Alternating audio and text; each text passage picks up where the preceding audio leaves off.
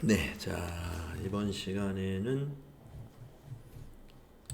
부가가치세 이론인데요. 부가가치세 이론은 FAT 1급에서 공부했던 내용은 건너뛰겠습니다. 그리고 추가된 내용이 조금 있기 때문에 추가된 내용만 짚어드리는 걸로 하죠. 자, 71페이지는 부가가치세의 정의와 우리나라 부가가치세의 특징,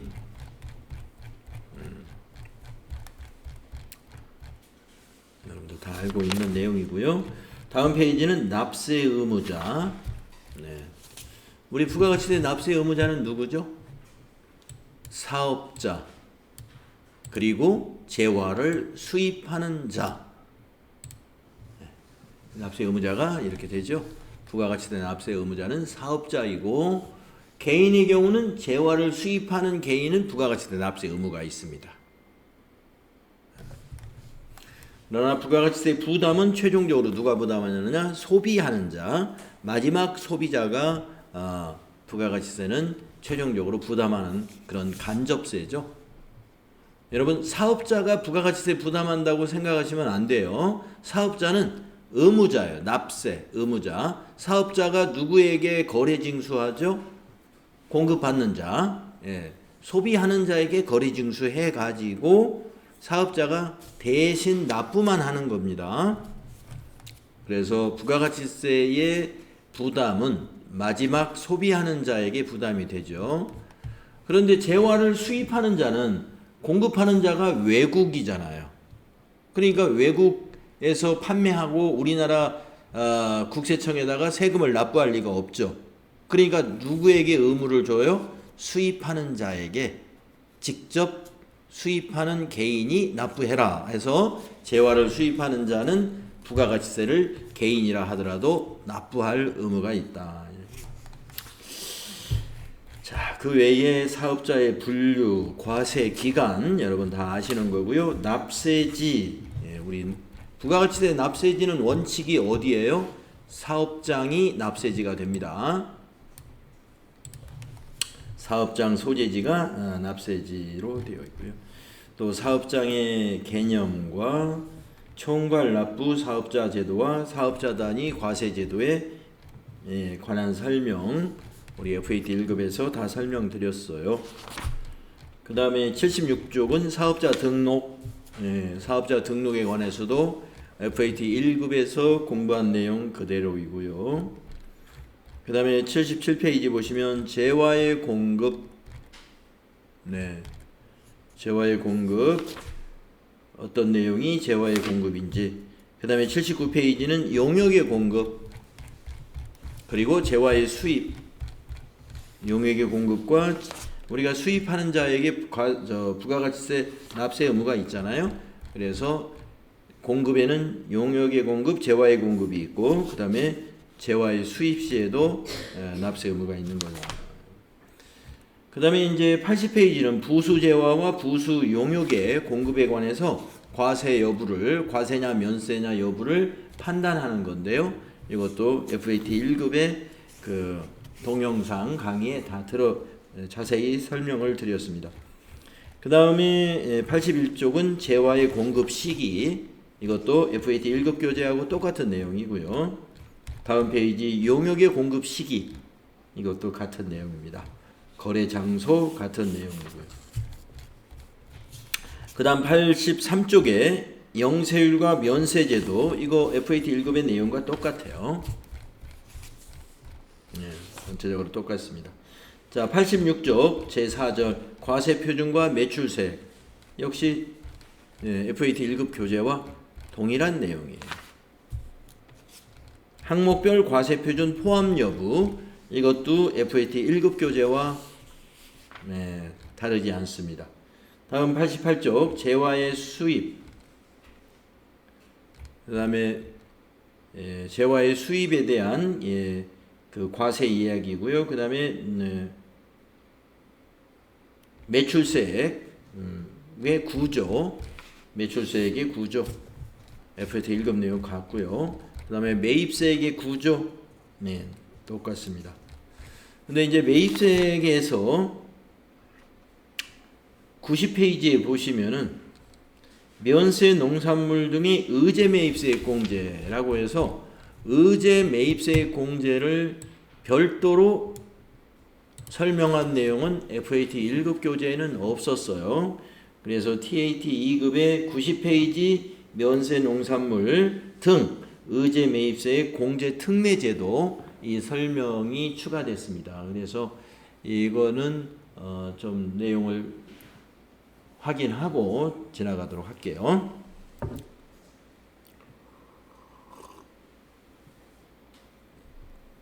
네, 혹시 지금까지 그냥 쭉 FAT 1급하고 똑같아 해서 쭉 넘기면서 지나왔는데 뭐 지나오면서 질문해야 되겠다 생각한 거 있으세요? 없으세요? 자, 그러면 의제 매입세액 공제 특례 제도를 알아보겠습니다. 자, 여러분 의제라는 표현은 무슨 표현이냐면은 뒤에가 매입세액이잖아요. 매입세액이 없는데 만들어서 매입세액을 인정해 주겠다. 인정해 주겠다. 없는 것을 의제하여 인정해 준다. 그런 의미가 되겠습니다.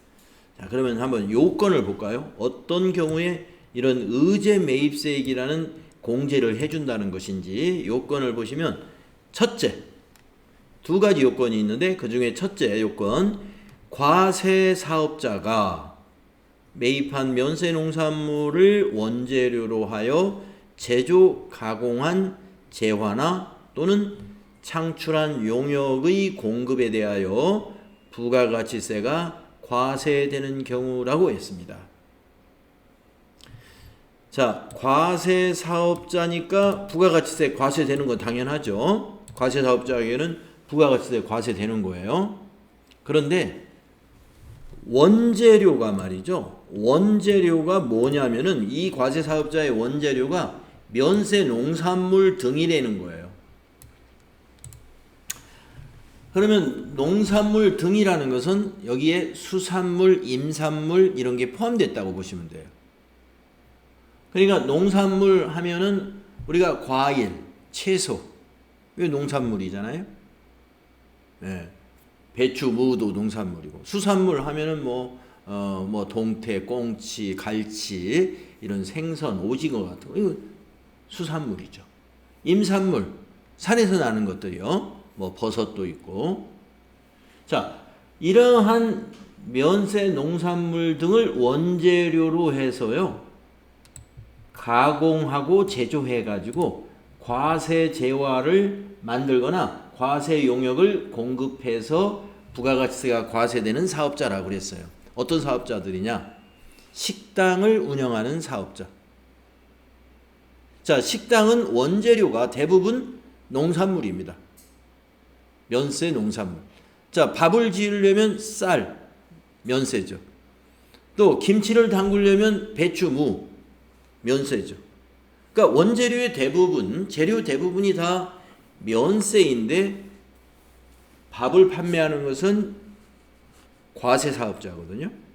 그러면 그런 경우에 우리가 매출 부가가치세의 납부세 계산 방법이 뭐냐면은 매출세액 마이너스 매입세액이에요. 매출세액에서 매입세액을 빼가지고 납부할 세액을 계산하는 겁니다. 그래서 이러한 사업자에게는 원재료가 대부분 다 면세이기 때문에 매입세 공제 받을 게 별로 없어요. 원래 없으니까 안 받는 게 맞는 거지만 조금 해주겠다 하는 제도입니다. 예, 조금 해줍니다. 뭐 10% 이렇게 해주진 않아요. 자, 그래서 식당이 해당이 되고요. 또 하나 여러분이 어디를 생각해 볼 수 있냐면은 제조업 같은 데서는 통조림 제조업을 생각해 볼 수가 있어요. 뭐 복숭아 통조림, 예, 딸기 통조림, 참치 통조림, 네, 이런 거 있죠. 그 통조림에 들어가는 참치, 복숭아, 딸기가 다 뭐예요? 면세 농산물, 수산물이거든요. 예, 그러한 사업자가 해당이 됩니다. 두 번째 조건, 면세 농산물을 공급받은 사실을 증명하는 서류를 제출할 수 있어야 돼요. 당연히 서류 있겠죠. 예, 그러니까 뭐냐면은 딸기나 배추나 무를 샀으면 그거를 얼마치 샀다는 걸 객관적으로 증명할 수 있는 서류, 계산서, 신용카드, 매출전표, 현금 영수증 이런 것이 되겠습니다. 그래서 주 1에 보면 그 서류가 나와 있죠. 주 1이 요 밑에 있는데 그 증명하는 서류가 뭐냐? 의제매입세 공제신고서하고 매입처별 계산서 합계표. 계산서를 받아야 계산서 합계표를 만들죠. 그 다음에 신용카드 매출전표 등 수령 명세서, 신용카드 매출전표나 현금 영수증 그 명세서를 같이 제출한다는 겁니다. 그러면은 한번 이렇게 생각해 볼까요? 자, 식당을 하는 사업자가 농민으로부터 배추를 사가지고 반찬을 김치를 담궜어요. 그 농민에게 신용카드 매출전표 받을 수 없죠. 현금 영수증 받을 수 없죠. 예, 그 농민이라 하더라도 사업자면 받을 수 있지만 그냥 농사 짓는 농부에게 사게 되면은 못 받는다 이겁니다. 그래서 사업자로부터 면세 농산물이나 수산물을 구입하는 게 좋겠죠? 증명하기가 좋으니까. 자, 이 두 가지 요건 기억하시면 되겠습니다. 그러면 공제액을 어떻게 계산하느냐? 이제 프로그램에서 계산은 해주겠지만 우리가 이론적으로 어떻게 계산하는지 요 정도만 알고 계시면 돼요. 자, 먼저 공제 대상액이라는 걸 계산하는데요. 면세 농산물 등 매입가액이 이런 계산서 합계표라든가 신용카드 매출전표 등 수령금액 합계표에 의해서 면세 농산물 구입금액이 증명이 된단 말이에요. 거기에다가 곱하기 공제율 해줘요. 공제율. 자, 공제율이 주 2에 있는데요. 이 주 2에 표 있는 표를 보시게 되면은 음식점의 경우에 개인 사업자다 그러면은요 많이 해주네요. 면세 농산물 구입가액의 108분의 8인데 지금 괄호 속에 있는 것은 24년도에 적용되고 있는 공제율이에요. 109분의 9 적용해주고 있어요. 자, 그런데 음식점이라 하더라도 개인 사업자가 아닌 C가 뭐냐면은 유흥장소가 아니고 개인 음식점이 아닌 음식점이니까 C는 뭘까요? 법인. 법인 음식점이에요. 그러니까 개인 음식점이 아니라 회사. 회사다 그러면 이제 주식회사니까 법인이라고. 106분의 6. 요 정도 적용해 준다고 보면 되고요. 아주 조금 적용해 주는 업종은 유흥장소. 유흥장소 사업을 하는 경우에는 102분의 2만 매입세액 면세 대상액이 됩니다. 공제 대상액. 일단 대상액을 구한 다음에 한도를 계산해요. 한도는 뭐냐면 그러면 농산물을 샀으면 팔아야죠. 그러니까 얼마나 팔았느냐를 가지고 한도를 계산합니다. 자, 면세 농산물 등과 관련하여 공급한 과세표준. 과세표준이 뭐예요? 이번 과세기간의 매출액이에요. 그 매출액에다가 한도율을 곱하고 공제율을 곱해가지고요. 이 한도 오버된 것은 공제를 못 받습니다. 한도율과 공제율. 그래서 다음 표에 보시면은 자, 아까 그 대상액을 계산할 때 식당만 얘기했고 식당과 유흥업종만 얘기했고 제조업 얘기는 안 했는데 자, 제조업을 보시면은요 104분의 4예요. 104분의 4. 중소기업 이상의 제조업, 또 개인이 하는 제조업도 마찬가지로 104분의 4를 적용합니다. 자, 조금 106분의 6 좀 더 높게 적용해 주는 것은 아주 영세한 제조업이에요.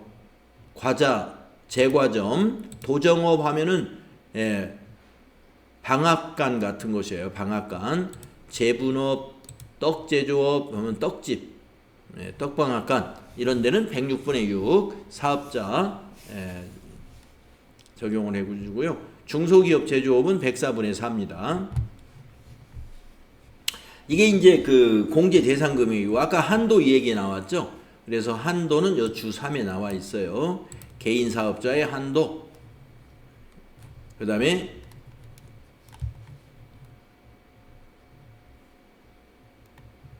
요 밑에 현재 적용되고 있는 한도가 밑에 있는 표입니다. 원래 법률에는 이렇게 지금 밑에 현재 이걸로 적용되고 있어요. 그래서 한도율을 적용해 가지고 한도 계산을 하고 있다는 거 알고 계시면 되겠습니다. 자, 그러니까 의제매입세 공제 대상 사업자가 누군가, 그리고 공제액을 계산하는 데는 공제 대상액을 구하고 그 다음에 한도를 체크해서 한도 내의 것만 해준다는 거 알고 계시고요. 제가 여러분에게 기억하라는 것이 요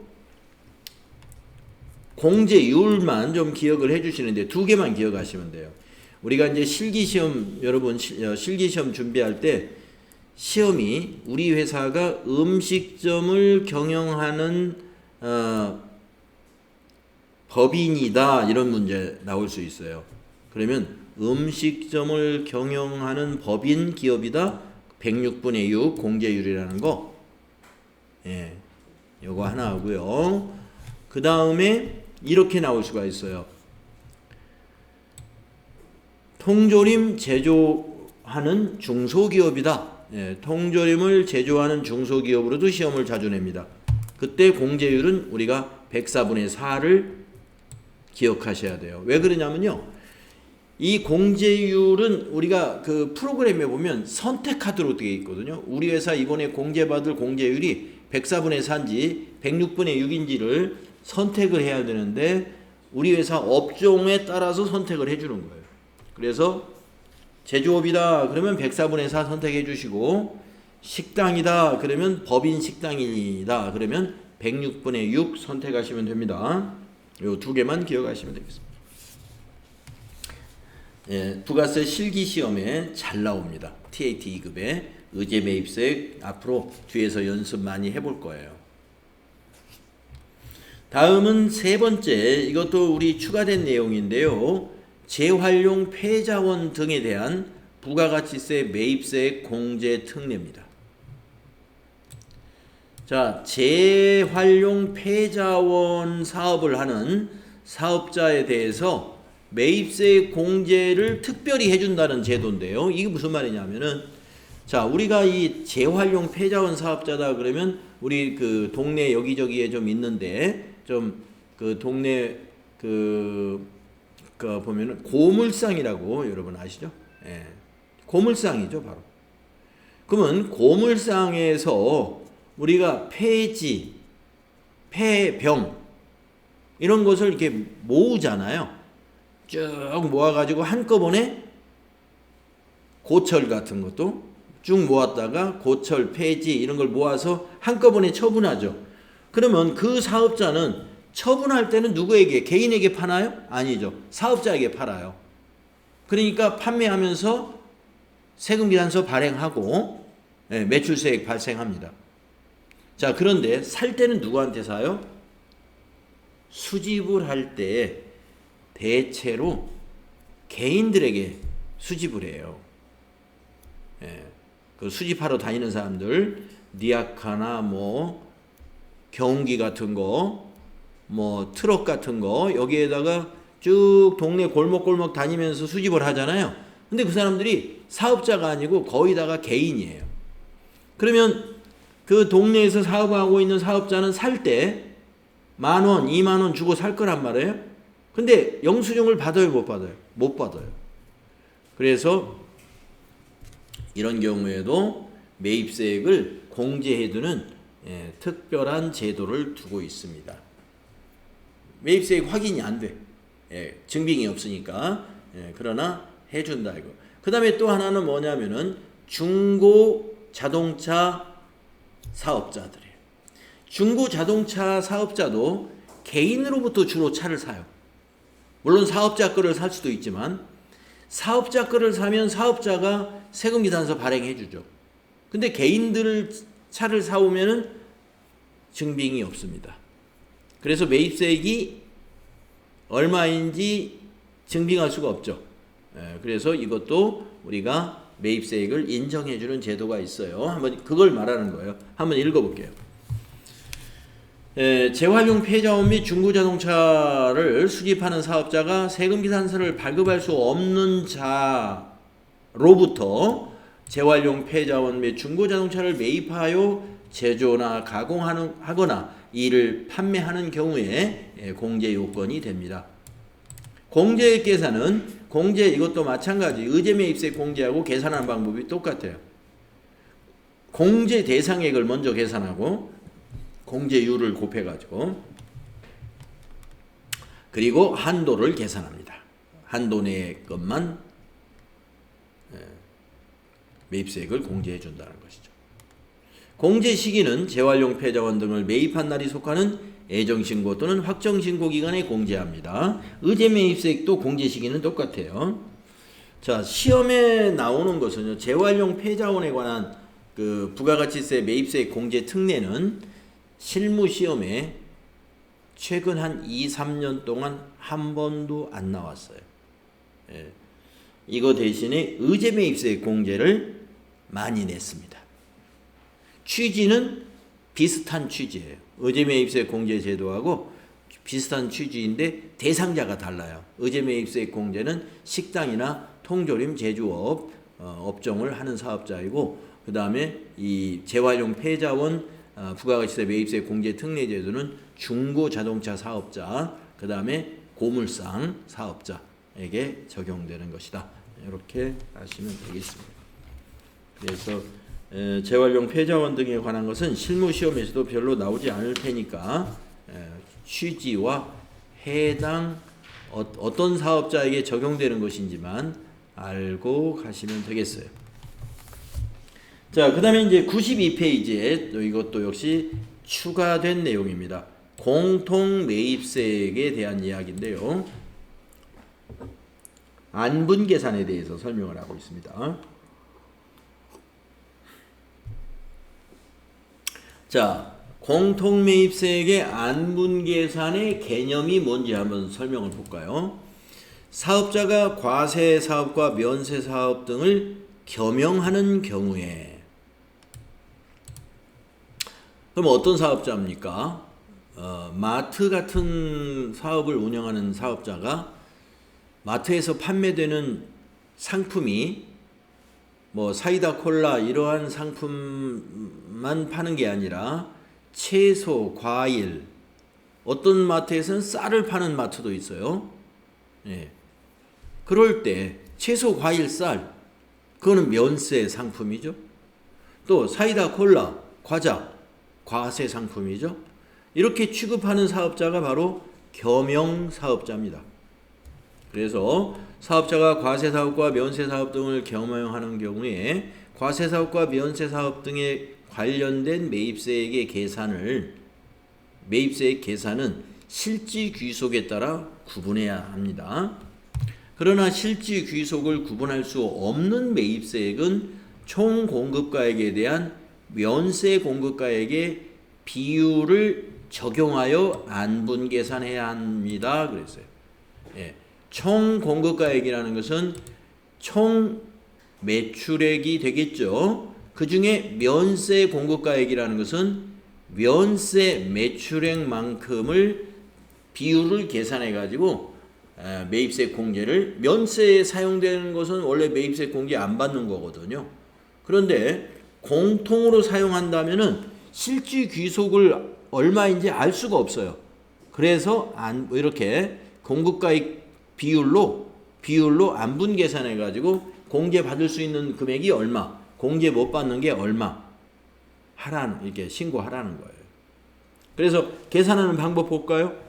자, 공통매입세 곱하기 해당 과세 기간의 총 공급가액분의 면세 공급가액은 뭐다? 면세 관련 매입세액이다. 즉 공제받아서는 안 된다. 이런 얘기죠. 공제받아서는 안 되는 매입세액을 계산하는 방법이에요.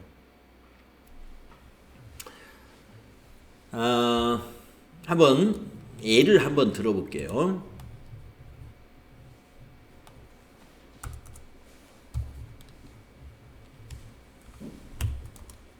자, 과세와 면세를 겸업하고 있는 설봉 슈퍼에서 상품 배달용 트럭을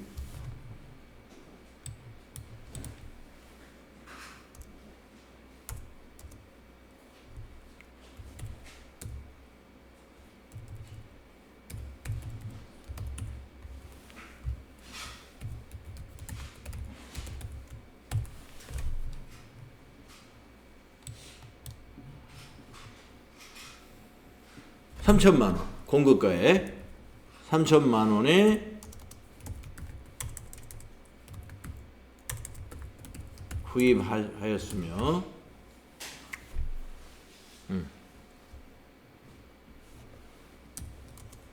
이는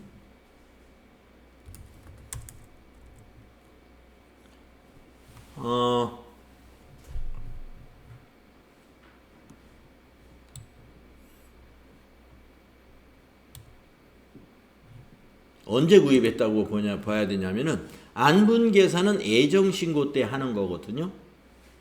그러면 7월에 구입했다고 한번 보겠습니다. 트럭을 여기다 기간을 날짜를 넣어야 되겠네요.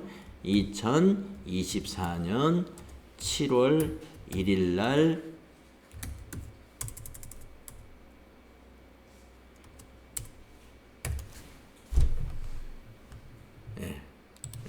날짜를 여기다 넣으니까 좀 이상하다. 네, 아무튼 여러분,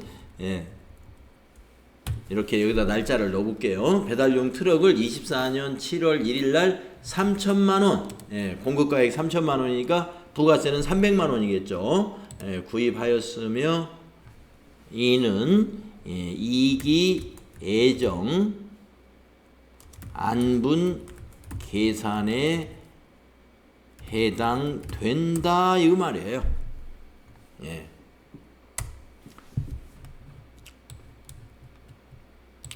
그러면 안분 계산을 하려면 우리가 무슨 데이터가 있어야 돼요?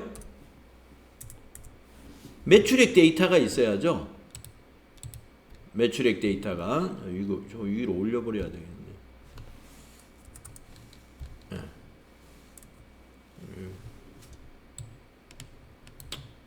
왜 자꾸 저게 나오지?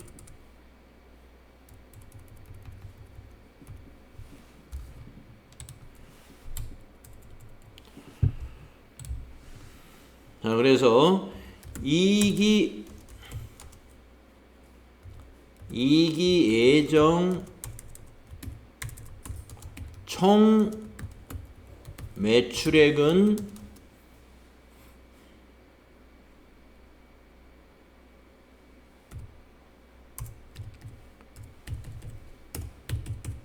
$8,000,000원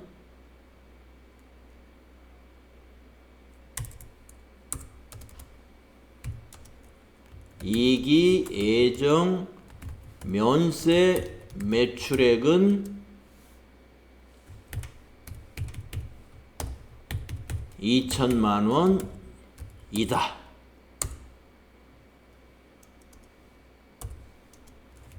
공제받지 못할 매입세액은 얼마이냐? 이걸 한번 계산해 보겠습니다. 네, 어떻게 좀 일이 커졌네. 네. 자, 안분 계산하는 방법을 우리가 한번 해보려고 하다 보니까 내용이 많이 복잡해졌는데, 그럼 이걸 한번 해봐야 돼요. 자, 내용이 뭐냐면은 설봉슈퍼가 겸용사업자예요. 과세와 면세를 겸업하고 있어요. 이런 사업자를 겸용사업자라고 하는데 24년 7월 1일 날 3,000,000원짜리 트럭을 샀어요. 그리고 세금계산서를 다 발급받았어요. 그래야 매입세 공제 대상이 되니까. 그래서 이익에 부가가치세 신고해야 돼요. 이익이 예정이니까 9월 30일에.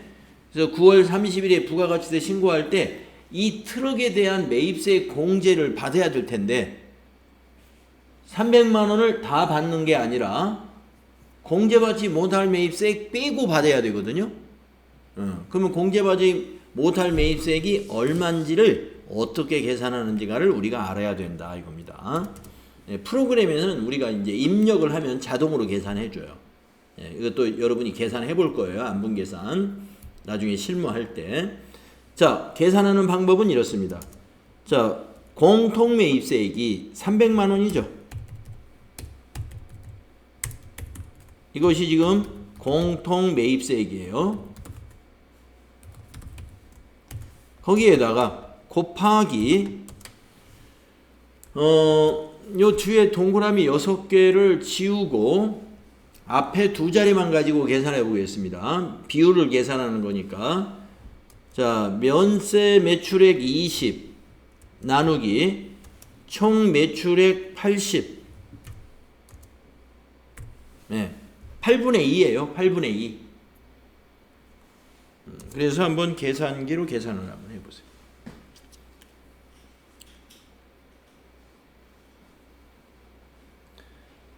$300만 곱하기 2 나누기 8 75만 원이죠.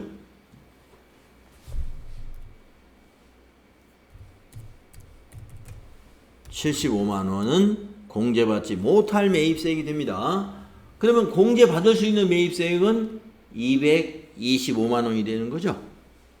그래서 225만 원만 부가세 대급금으로 회계 처리해 줘야 되고요. 75만 원은 어디에 들어가야 될까요? 이 트럭의 취득원가에 포함돼야 돼요. 공제받지 못하는 거니까 트럭의 취득원가는 375만 원이 되고 그 다음에 225만 원은 부가세 대급금으로 분계를 하는 것입니다. 네. 하여튼 회계 처리는 나중 문제고 우리가 이 겸업하고 있는 겸용사업자의 경우에는 지금 이와 같이 애매한 것들 만약에 이 트럭은 우리 슈퍼에서 채소, 과일만 운반하는 트럭이다. 그러면은 300만 원 모두 매입세 공제를 받아서는 안 돼요. 왜냐하면 면세 사업에만 쓰는 트럭이니까. 그런데 이 트럭으로 배달을 할 건데 채소만 배달하는 게 아니라 음료수도 배달할 거고 과세 상품도 같이 되는 대로 배달할 거란 말이에요. 그랬을 때 이와 같이 안분 계산을 통해서 공제받지 못하는 매입세액을 계산을 하는 겁니다. 여러분 면세 사업에 사용하는 경우에는 매입세액 공제를 받지 않는다. 이거 아시죠? 그래서 우리와 같이 이런 학원 같은 데서는 우리가 만약에 컴퓨터를 공급가액 100만 원, 부가세 10만 원짜리 컴퓨터를 삽니다. 그러면 부가세 10만 원을 우리도 사업자니까 공제받을 수 있지 않느냐? 못 받아요. 왜냐하면 면세 사업자니까. 그렇죠. 그러니까 이런 면세 사업자는 공급가액과 세액이 그 컴퓨터의 취득원가예요. 매입세 공제를 받을 수 없기 때문에 회계 처리할 때 부가세 대급금이라는 회계 처리가 없는 거예요. 하지만 과세 사업자는 어떻게 해요? 무엇을 샀든 간에 거기에 부가가치세가 있으면 그것을 부가세 대급금으로 분계해 가지고 그 다음에 부가세 신고할 때 매입세 공제를 받아야 되죠. 그런데 다 받는 것이 아니라 받을 대상인지 아닌지를 검토해서 받아야 되는 거죠. 그래서 지금 이 설봉-슈퍼 같은 경우에는 이번에 트럭을 샀을 때 공통으로 사용한다 그러면은 75만 원은 매입세 공제를 받지 말아야 된다 이거예요. 요 근거로 계산을 해서 불공개 내역서를 같이 제출을 해야 됩니다.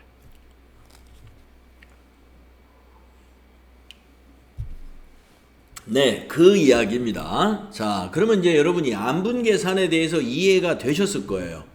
이게 공통매입세액의 안분계산에 대한 개념입니다. 그리고 여기서 하나 더는 안분계산은 여기서 뭐가 하나 여기서 정리가 되었냐면 애정신고 때 하는 거예요. 애정신고 때.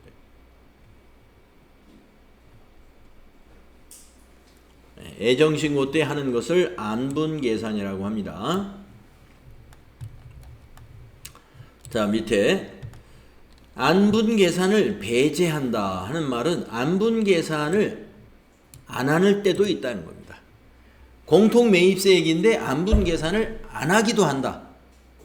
세 가지 경우에 해당되면 안 합니다. 다음 어느 하나에 해당하는 경우에는 해당 재화 또는 용역의 공통매입세액은 공제되는 매입세액으로 한다. 그러니까 여기 밑에 1, 2, 3 중에 어느 하나에 해당되면은요, 그냥 전부 공제 받으면 돼요. 자, 첫째, 해당 과세기간의 총 공급가액 중에 면세 공급가액이 5% 미만인 경우에 공급세액, 다만 공통매입세액이 500만원 이상인 경우는 제외라고 그랬어요. 자, 아까 우리가 트럭이 3천만원짜리고 부가세가 공통매입세액이 300만원이었습니다. 그러면 500만원 이하네요, 일단. 자, 근데 우리 회사 면세 비율이 5% 미만이다라고 하면은 300만원 다 공제해준다 이 말이에요. 근데 아까 몇 퍼센트였어요? 8분의 2였잖아요. 2 나누기 8. 25%예요. 25%. 면세 비율이 우리 그 설봉전자는 아까 총 매출액이 8천만 원이고 면세 매출액이 2천만 원이었기 때문에 2 나누기 8 하면은 0.25 나오죠. 25%니까 안분계산 해야 합니다. 배제가 아니고 해야 한다. 그러니까 면세 비율이 5% 미만이 나오는 경우에는, 그리고 공통매입세액이 500만원 미만이면 전부 공제받는 것으로 한다. 공제되는 것으로 한다. 그러니까 면세 비율이 미미할 때 적용되는 거고요. 두 번째, 해당 과세기간 중 공통매입세액이 5만원 미만인 매입세액. 자, 공통매입세액 자체가 너무 작아요. 5만원이면 공급가액이 50만원 미만인 것이죠. 50만원 미만.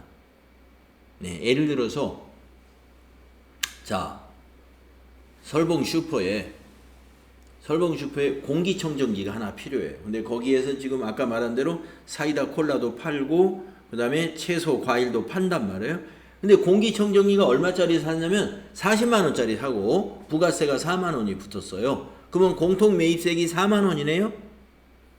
그러면 5만원 미만이죠. 그것은 다 그냥 과세 매입으로 인정해준다. 이해되시죠? 그 다음에 세 번째, 해당 과세기간에 신규로 사업을 개시한 사업자가 해당 과세기간에 공급한 공통 사용 재화에 대한 매입세액. 자, 신규로 사업을 개시한 사업자. 과세기간에. 우리 과세기간은 1월부터 6월이 1기, 7월부터 12월이 2기잖아요. 네, 아까 설봉 슈퍼의 경우에 7월 1일 날 트럭을 샀습니다. 만약에 설봉 슈퍼가 7월에 새로 개업한 슈퍼라면은 어떻게 해요? 안분계산 안 해도 됩니다. 언제부터 언제까지? 해당 과세기간이니까 7월 1일부터 12월 31일, 그러니까 2기에 해당되는 과세기간에 발생한 공통매입세액 부분은 면제해 주는 거예요.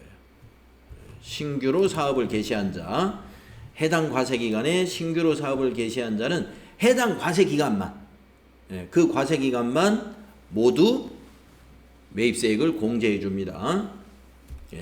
이런 세 가지 조건이 아니면 안분계산의 대상이 됩니다. 자, 그 다음에 공통매입세액의 재계산이 있는데요. 재계산 전에 여기 하나가 사실은 요렇게 요 사이에 들어가는 것으로서 정산이라는 게 있다는 거 하나 메모를 해 놓으세요. 정산은 확정신고 기간에 합니다.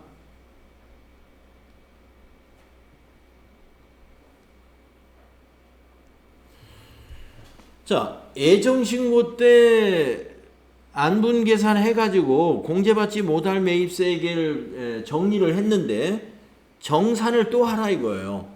왜 정산을 하라고 그러냐면요. 확정신고 기간에는 6개월치 데이터가 있어요.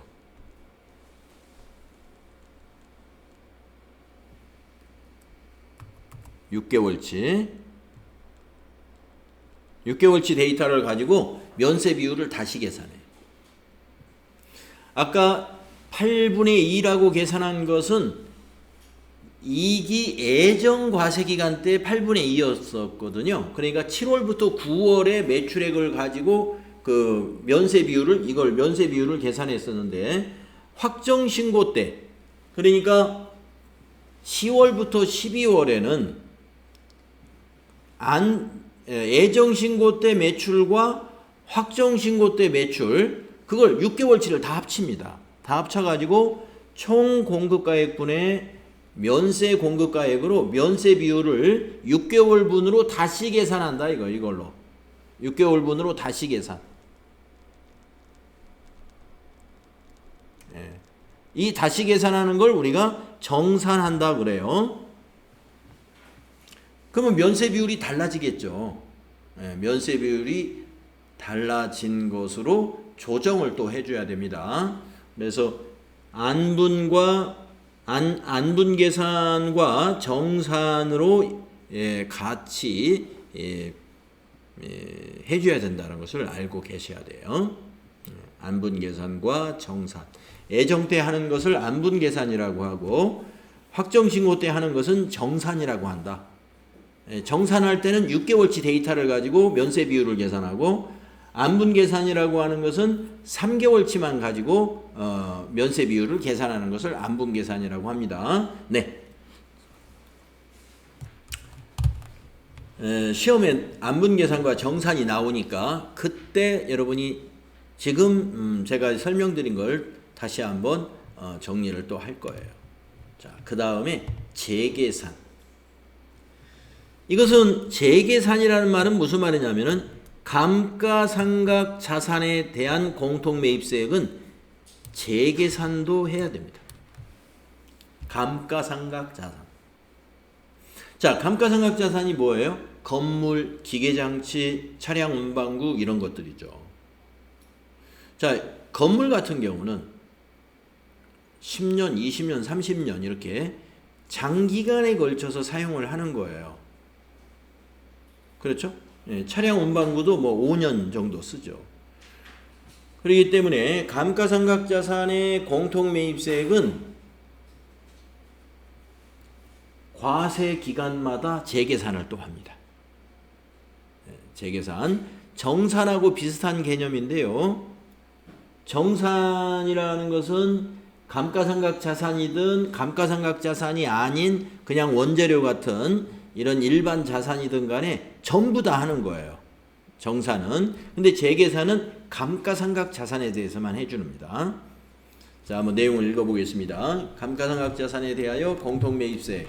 안분계산에 따라 매입세액이 공제된 후에 공통매입세액 안분기준에 따른 비율과 감가상각 자산 취득일이 속하는 과세기간 내 적용되었던 공통매입세액 안분기준에 따른 비율이 5% 이상 차이가 나면 납부세액 또는 환급세액을 다시 계산하여 해당 과세기간 확정신고와 함께 관할 세무서장에게 신고 납부를 해야 한다. 자, 재계산은요, 조건이 비율이, 그 면세 비율이 5% 이상 차이가 날 때만 합니다. 5% 미만은 그냥 무시해요. 그리고 이거는 6개월마다 한 번씩 하는 거니까 확정신고 때만 합니다. 확정신고. 지난 확정신고 때와 이번 확정신고 때 면세 비율이 5% 이상 차이가 났는가 확인해야 돼요. 6개월치 데이터로. 지난 6개월치 데이터와 이번 과세기간 6개월치 데이터를 가지고 면세 비율을 비교했을 때 지난 과세기간과 이번 과세기간의 면세 비율이 50% 아니야, 50이 아니고 5% 이상 차이가 나면 재계산을 해서 부가세 신고 때 이렇게 납부세액 아니면 환급 받아야 될 세액이 있는지 신고를 해줘야 됩니다. 5% 미만이면 재계산을 안 합니다. 5% 미만이면 증감이 그래요. 이거 차이. 여기선 면세 비율 5%가 아니고 차이. 그러니까 면세 비율이 지난 과세기간 때 30%였는데 이번 과세기간 때 34%로 4% 차이가 나요. 그러면 안 한다 이거예요. 재계산. 미미한 차이라서 적용을 안 하는 거고, 지난 과세기간에 면세 비율이 30%였는데 이번 과세기간에 면세 비율이 40%가 됐어요. 그럼 10% 차이가 나죠? 5% 이상 차이가 나잖아요? 그러면 재계산해야 돼요. 그래서 안분, 정산, 재계산을 어디서 할 거냐 하면은요, 나중에 우리가 시험 실무 수행할 때 여러분 빨리 끝내더라고 그랬는데 제가 좀 시간을 놓쳤네요. 쉬는 시간 넉넉히 드릴게. 자, 어디서 하는 거냐 하면은 부가가치세에서 여기서 나중에 하게 될 거예요. 공제받지 못할 매입세액, 매입세액 불공제 내역이라는 요 메뉴가 있는데 아마 여기 FAT 1급 때는 여기 그냥 살짝 봤을 겁니다. 그런데 여기 가보시면은 탭이, 자, 확대해서 보여드리면 2번이 공제받지 못할 매입세액 내역이잖아요. 자, 그 옆에 3번에 보면 공통 매입세액 안분계산 내역이라는 거 있죠. 그러니까 이 3번에 작성을 하는 것을 우리가 실습할 거고요. 그 다음에 그 옆에 보시면 4번에 공통 매입세액의 정산 내역이라는 게 있죠. 이건 확정신고 때 하는 거고요. 그 다음에 그 옆으로 또 그 옆에 보면은 5번에 납부세액이나 환급세액 재계산 내역이라고 있죠. 요게 이제 재계산, 감가상각 자산에 대하여 지난 과세기간과 이번 과세기간의 면세 비율이 5% 이상 차이가 났을 때 하는 게 재계산 내역서예요. 그래서 메뉴는 매입세액 불공제 내역이라는 곳에 가가지고 이거 할 겁니다. 자, 이 세 개 중에 시험에 자주 나오는 것은 안분계산과 정산이 자주 나오고요. 재계산은 가끔 나와요. 나중에 실무 때 우리는 기출문제 또는 모의고사를 통해서 연습을 해볼 겁니다. 자, 그러면은 92페이지까지 제가 설명드렸고요. 좀 쉬었다가 다음 시간에 그 다음부터 또 설명드릴게요.